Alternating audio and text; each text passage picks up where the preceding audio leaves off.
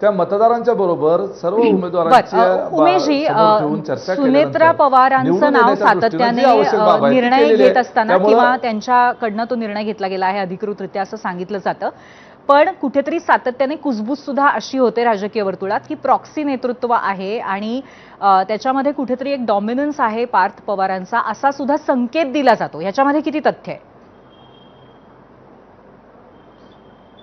याच्यामध्ये अजिबात तथ्य नाही.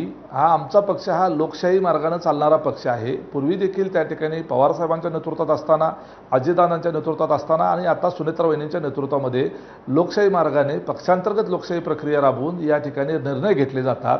निर्णय घेत असताना शेवटी आमचा उमेदवार निवडून येणं हा सर्वाधिक महत्त्वाचा निकष त्या ठिकाणी समजला जातो आणि भविष्यामध्ये पक्षाचं उपयोजन, संबंधित उमेदवाराचं उपयोजन मूल्य, अशा सगळ्या गोष्टी समोर ठेवल्या जातात.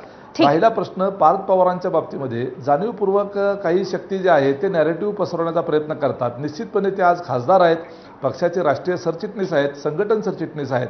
त्यांचं त्या ठिकाणी निर्णय प्रक्रियेमध्ये त्यांचं मत असणं साहजिक आहे, परंतु मागून कुठेतरी पार्थ पवारच निर्णय घेत आहेत आणि ते एकटेच त्या ठिकाणी निर्णय घेत आहेत अशा पद्धतीची मांडणी करणं हे त्यांच्यावर अन्याय करण्यासारखं आहे. म्हणजे नक्कीच त्यांचा त्या सगळ्या ह्याच्यामध्ये कुठेतरी सहभाग असतो, परंतु शेवटी अंतिम निर्णय सुनेत्राताईंचाच असतो असं आपण म्हणताय. आता मी थेट जाते हनुमंत पवार यांच्याकडे.